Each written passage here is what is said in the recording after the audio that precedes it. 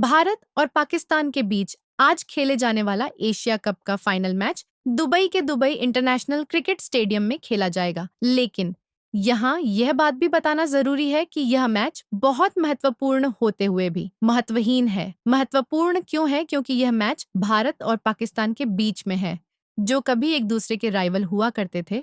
दोनों की टीम बहुत सशक्त थी और दोनों ओर से जीत हार का सिलसिला लगातार एक दूसरे के विरुद्ध चलता रहता था।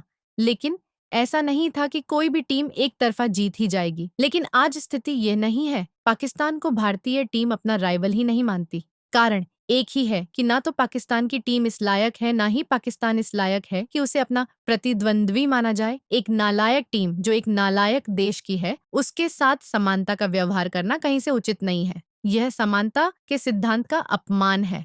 पाकिस्तान की टीम क्योंकि एशिया कप में खेलने आई है, अतः उससे मैच तो खेला जा रहा है, लेकिन वह कहीं से भी सभ्य लोगों के खेल में खेलने योग्य नहीं है। क्रिकेट को सभ्य लोगों का खेल कहा जाता है। लेकिन अगर इस खेल में आतंकवादी देश और आतंकवादी देश की टीम खेले तो मजबूरी चाहे जो हो, इस टीम के साथ खेल भावना से तो नहीं ही खेला जा सकता। भारत के कप्तान सूर्य कुमार यादव ने इनके साथ हाथ ना मिलाकर मैसेज साफ दे दिया कि तुम तो हाथ मिलाने काबिल भी नहीं हो, तुमसे दोस्ती या कहीं दुश्मनी का कोई मतलब नहीं है।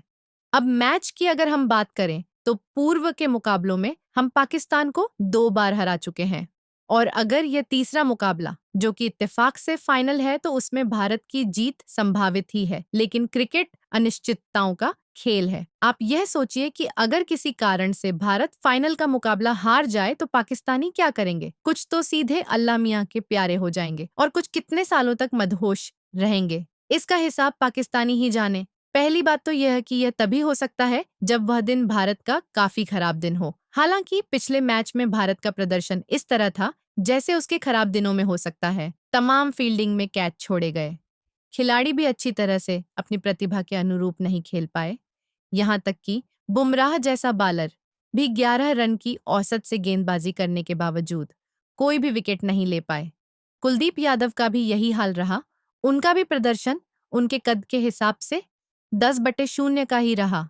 एक समय तो ऐसा लग रहा था कि पाकिस्तान बड़े स्कोर की ओर बढ़ रहा है। और वह क्यों बढ़ रहा था?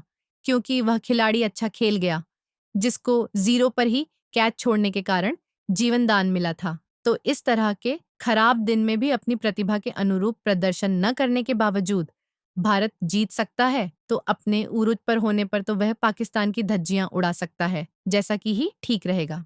जिसने बैट को राइफल की तरह तानकर खुद को आतंकी सिद्ध कर दिया। लेकिन यहाँ एक खास बात और थी कि उसने बैट को बंदूक की तरह ताना, लेकिन बैट का हैंडल जो बंदूक की नली से मिलता जुलता होता है उसको अपनी ओर रखा। इसका मतलब वह जानता है कि भारत की और नली करने का मतलब है उसका नाश होना। तो इसका मतलब पाकिस्तानी जानते हैं कि वो गाजी बनने से तो रहे, अब वह शहीद ही बनने लायक है और हम उसे मैच में और मैच के बाहर शहीद जरूर होने देंगे।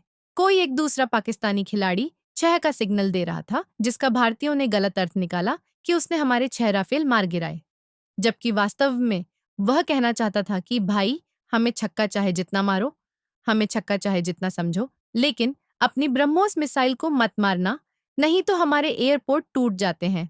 इससे हमें बैठने में बहुत तकलीफ होती है और कहीं उसके नीचे छुपा कर रखे गए एटम बम फूट गए तो भाईजान इससे इतनी बदबू निकलेगी कि आपका भी नुकसान होगा, हम तो मरेंगे ही, पर बदबू के कारण आप भी नहीं बचेंगे। खैर, अब मैच शुरू होने में कुछ ही समय का बचा है, तो टीवी खोलकर बैठ जाइए और पाकिस्तान को जी खोलकर हराइए। आज के मैच के बाद पाकिस्तानी बड़े मायूस होकर जाएंगे, क्योंकि भविष्य में शायद ही उन्हें कभी भारत के साथ खेलने का मौका मिले, क्योंकि हम जल्दी समझ जाएंगे कि कुत्तों को घी खिलाना ठीक नहीं होता। तो शाम को मिलते हैं मैच में और तब हम सब मिलकर पाकिस्तान की ऐसी तैसी करेंगे और पाकिस्तानी टीम का पाकिस्तान लाल कर देंगे। तब तक के लिए जय हिंद, जय भारत। नमस्कार साथियों।